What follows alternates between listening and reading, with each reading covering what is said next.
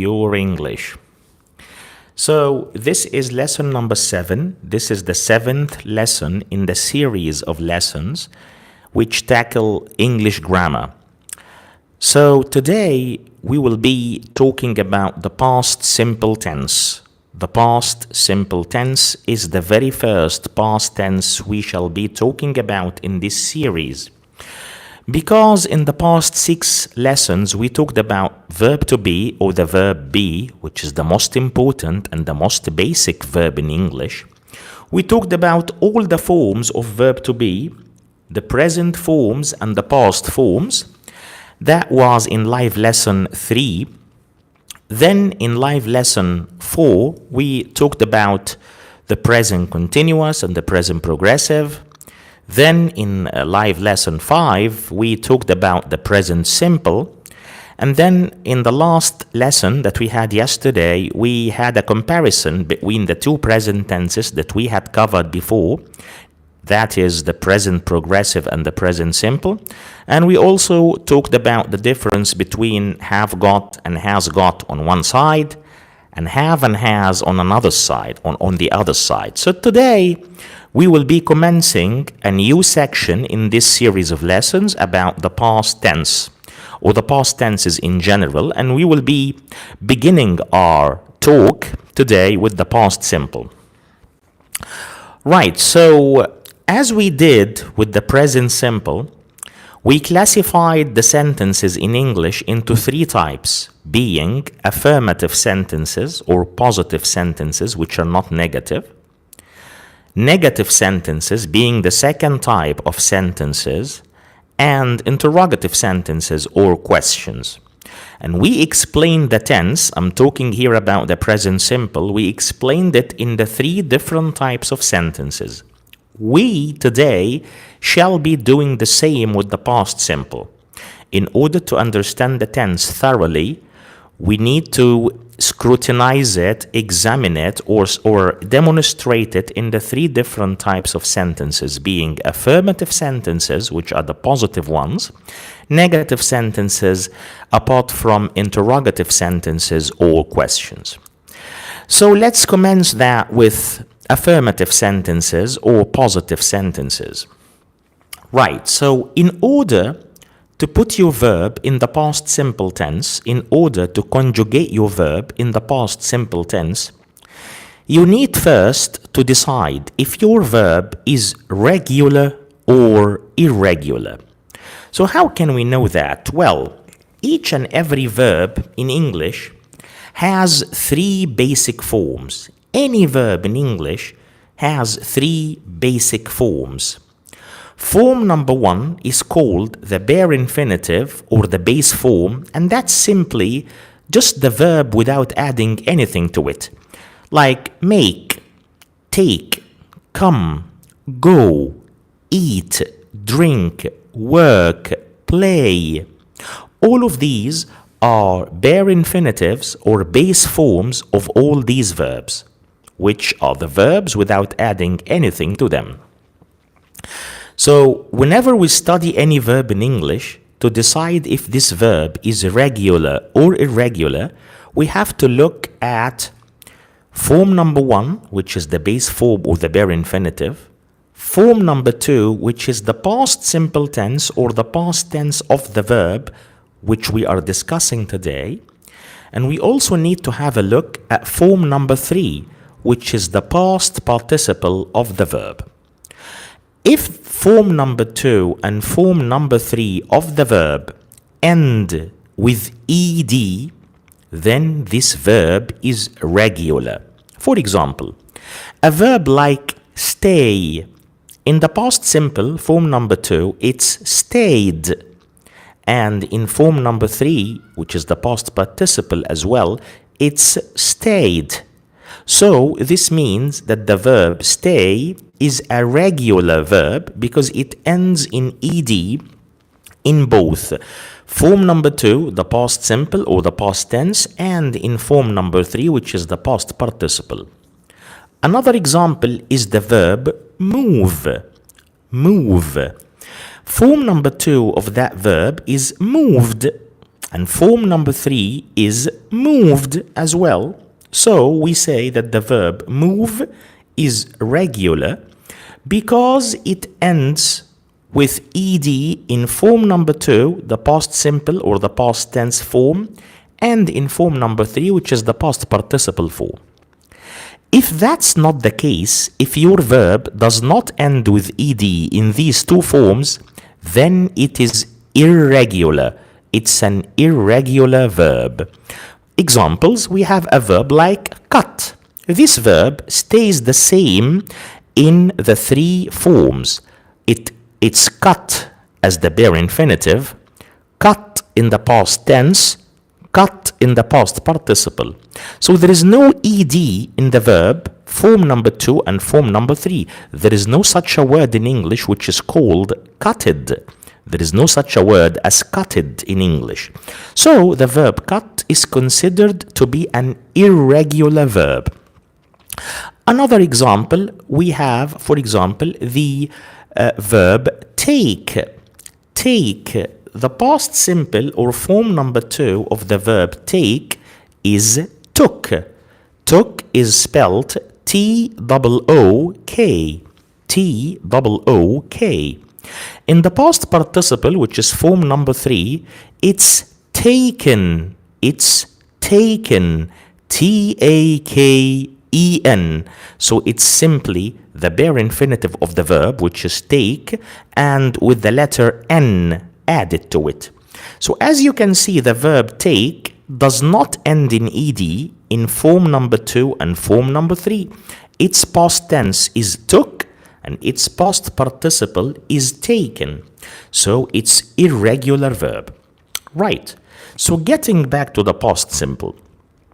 Before you can conjugate the verb in the past simple tense, you have to decide if the verb is regular or irregular. If it's irregular, you can use form number 2 of it, because form number 2 of the verb is the past simple tense or the past tense.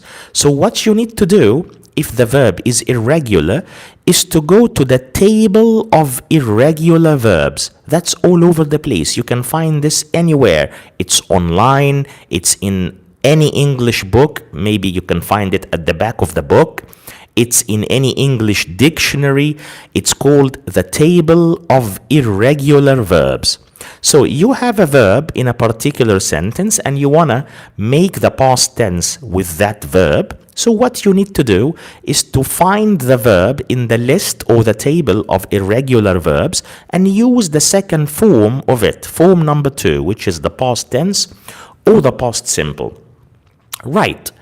What about the verb if it's regular? What should I do? Well, if the verb is regular, which means that it must end with ed in the past tense and the past participle in forms number 2 and 3 of the verb. So what you need to do is to make the verb end with ed. However, sometimes you need to add more letters. For example, if your verb ends in the letter Y, and the letter before the Y is a consonant. A consonant means not a vowel.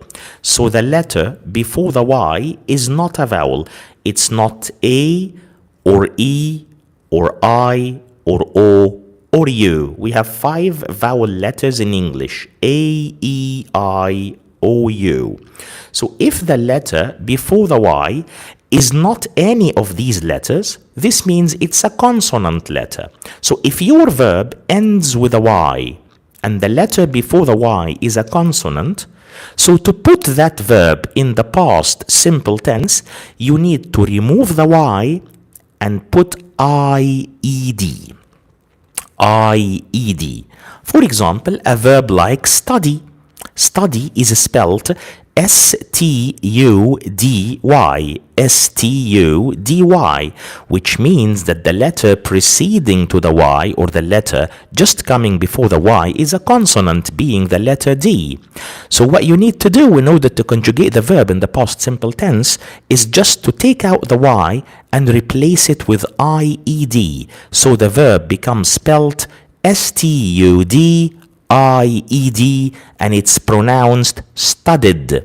Studied. Some people say it's studied. Studied. That's wrong. You cannot or you shouldn't pronounce it this way. It's pronounced studied. And also in the past participle, which is form number 3, it's studied. So study is a verb which is regular because in the past simple it ends with ed, and because it ends with a y preceded by a consonant letter which is d, so we add ied to the verb in the past simple after removing the y. Sometimes we add ked to the verb, and that's quite rare, but it happens with very few words or very few verbs in English. Like the verb panic. Panic. Panic means to feel extremely nervous and worried and scared. So if you panic, panic is spelled P-A-N-I-C. P-A-N-I-C. This is a verb which ends with the letter C. If that's the case, if your verb ends with the letter C, you need, and also you need to have a vowel letter before it. So in this particular verb, the vowel letter before the C is the letter I, which is one of the 5 vowels, A, E, I, O, and U. So what you need to do in order to conjugate the verb in the past tense is to add the suffix ked. So the verb panic in the bare infinitive becomes panicked in the past tense or the past simple by adding ked to it. And the spelling is P-A-N-I-C, so you use the full infinitive or the whole infinitive as it is, and you add ked to it. The last spelling rules when it comes to conjugating verbs in the past simple when they are regular verbs is if your verb ends in an E. If your verb ends in an E, so you only add a D to it. Just like the verb move. Move, in the past simple, it becomes moved. You just add a D because you cannot add an extra E as the verb already ends with the letter E. So the verb is spelled M-O-V-E. So the verb in its bare infinitive or in its base form ends already with an E. So we aren't supposed to add another E. We just add a D. So in the past simple, it's spelled M-O-V-E-D. Right, so this is how you make the past simple in affirmative or in positive sentences. Let me give you some example sentences to highlight the tense. We have this example. For instance, you might say, I clean my teeth every morning. I clean my teeth every morning. I cleaned my teeth this morning. So this morning I cleaned my teeth. So cleaned is the verb clean in the past simple, and as you can see it ends with ed because it's spelled C-L-E-A-N-E-D. So clean is a regular verb. It's a regular verb. Another example. Terry worked in a bank from 1996 to 2003. Again, Terry worked in a bank from 1996 to 2003. As you can see, Terry worked. That's another regular verb because the verb ends with ed in the past simple. Let's have a third example. We enjoyed the party last night. We enjoyed the party last night. Some people might say, how about enjoy? Enjoy ends with a Y. Well, it ends with a Y, but the letter before the Y is not a consonant. It's a vowel. E-N-J-O-Y. So the letter before the Y is O, and that's a vowel. In this case, you add ed to the verb. You don't change the Y into I as we did with study or carry or try. So you say, We enjoyed the party last night, and the spelling of enjoyed is E-N-J-O-Y-E-D. You add E-D to it. There is another spelling rule which I'd like to say here, and that's if your verb ends in the combination CVC, which means that the last three letters in the verb are consonant, then a vowel, then a consonant. So before you add ed, you have to double the consonant at the end of the verb. A verb like that is plan. So if you look at the verb plan, you will find that it's composed of four letters, P-L-A-N. So the last three letters in it are L-A-N. L is a consonant, A is a vowel, N is a consonant. So in the past, it becomes planned with a double N, P-L-A-N-N-E-D. Another example is the verb stop. Stop. If you look at the verb stop, you will find that the last three letters in it follow or obey the rule CVC, consonant, vowel, consonant. You have the T, consonant letter, then the O, vowel letter, then the P, consonant letter. So in the past simple, what you do is that you double the P before adding the ed. It becomes stopped, and the spelling of that is S-T-O-P-P-E-D. S-T-O-P-P-E-D. Right, so this is the first section talking about the past simple tense, which is handling the past simple tense in affirmative sentences or positive sentences. How about negative sentences? So how do we make the past simple in negative sentences? As we said in a previous live lesson, we said that there is something in English that's called auxiliary verbs. Some people call them helping verbs. Auxiliary verbs are used in English in order to make a question or to make a negative or to make a tense. So, auxiliary verbs in English are used in order to make a tense, like the present continuous, the past perfect, or whatever. We need auxiliary verbs to make a tense, to make a question, or to make a negative. Now, we are going to look at the past simple in the negative sentences and in the interrogative sentences, which are questions. Simply because we're talking here about negatives and questions, we need an auxiliary verb. If you remember in the lesson about the present simple, we said that the present simple has two auxiliary verbs or two helping verbs, and these are does and do. Does is used with he, she, and it. Do is used with I, we, you, and they. And of course, whenever we mention any list of pronouns, the rule is applicable to these pronouns and to any other nouns equivalent to them or nouns that can be represented by them. Okay. So how about the past simple of today? Well, in the past simple, luckily or fortunately, we only have one auxiliary verb which is used with all subjects. Whether your subject is a noun or a pronoun, it doesn't matter. Whether your subject is a noun or a pronoun, in both cases we use the same auxiliary verb, and that's did. And that's did. So in order to make a negative sentence in the past simple, you need the word didn't. And in order to make a question in the past simple, you need the word did. So if you are going to make a negative sentence in the past simple, what you need to do is to use the auxiliary didn't, that's in the contracted form or in the short form. You can make it in the full form, which is did not.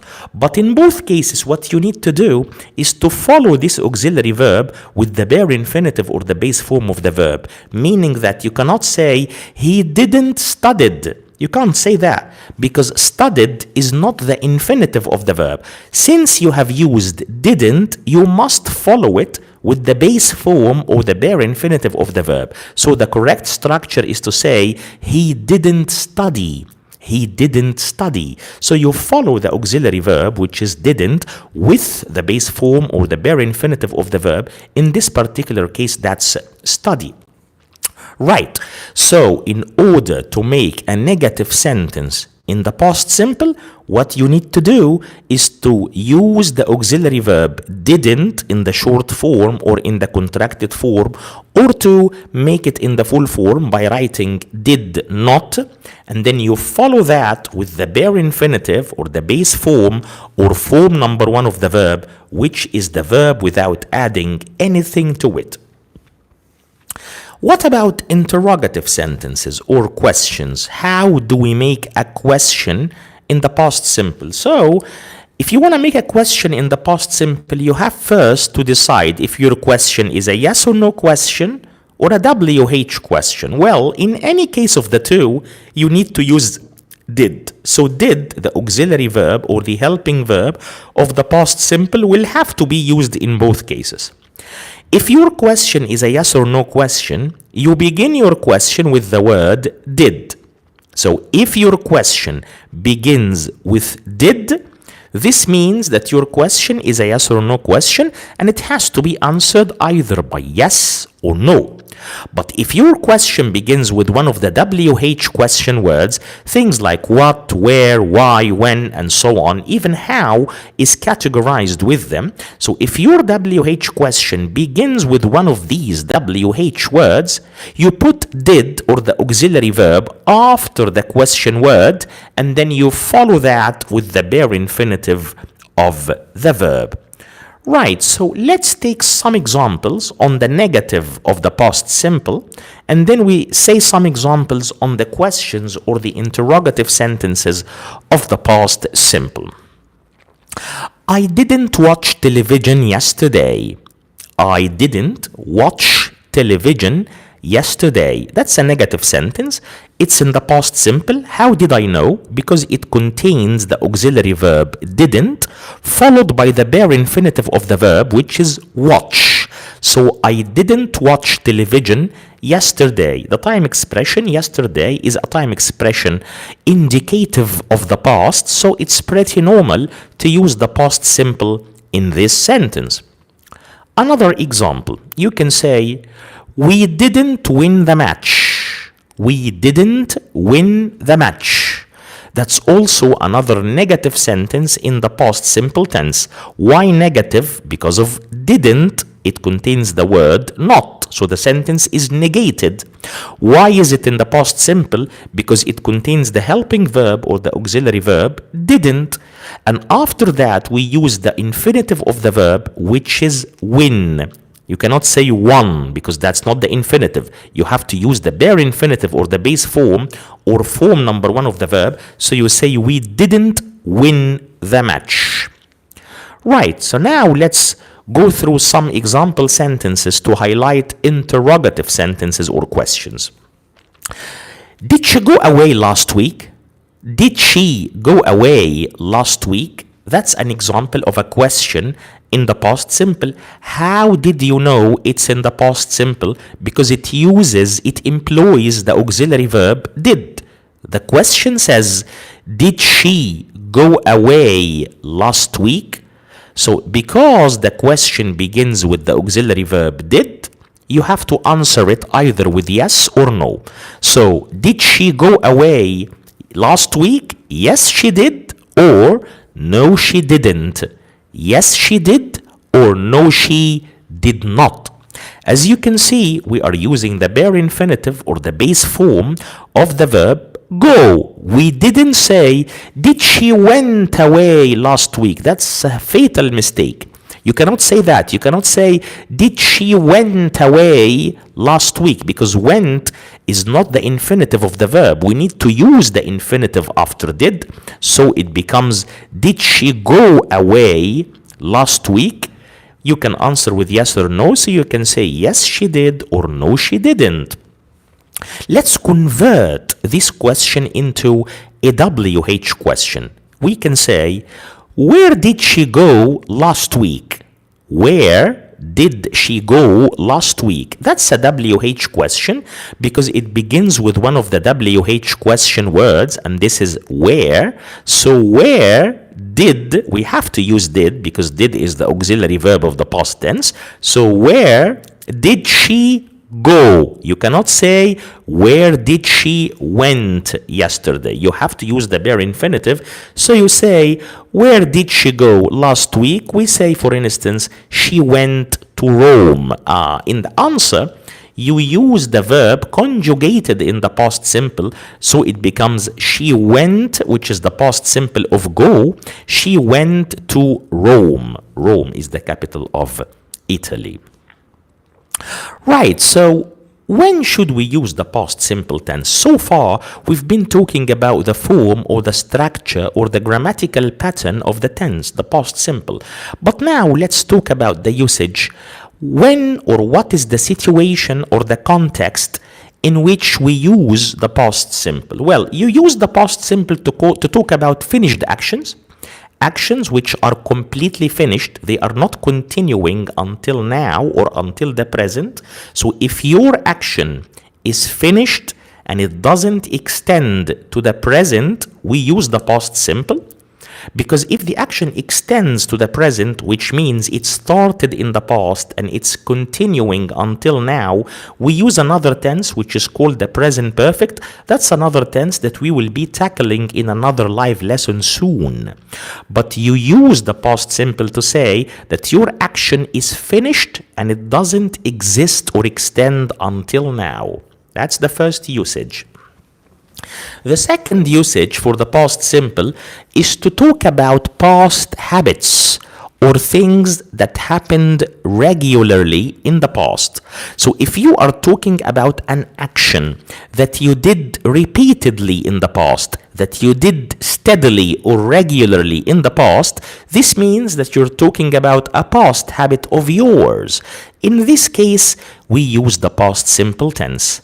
What are the most common time expressions to be used with the past simple tense? We have three primary time expressions, very famous, extremely well known, to be used with the past simple tense. These are yesterday, ago, and last. You can say last week, last night, last month, last year.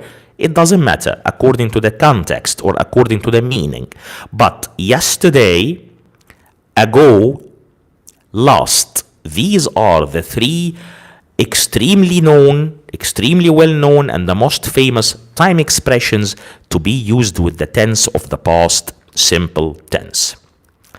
Here we come to the end of this explanation or this demonstration of the tense.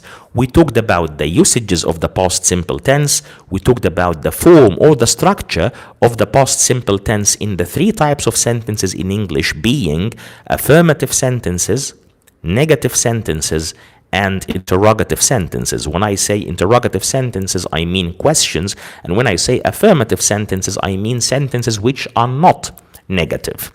In our upcoming live lesson tomorrow, we will be talking about another past tense, which is the past continuous tense or the past progressive tense. So this will be the theme of the topic of tomorrow's live lesson, the past progressive or the past continuous. And after we have finished its demonstration, we shall be comparing and contrasting the two tenses together. We will be holding a comparison or a juxtaposition between the two tenses in order to explain to you the difference or the contrast or the distinction between the two tenses and how to use each of them correctly and effectively without juggling or mixing up the meanings without any need in English grammar. I don't want to bore you by talking more than that. We have been talking for about half an hour, so I'll stop here. And as usual, it's always a pleasure to see you on our live lessons. Please subscribe to the channel. Support me by subscription, by interacting with the content, by liking and sharing and leaving comments. I look forward to seeing you in our next lessons. Enjoy the rest of your day and goodbye.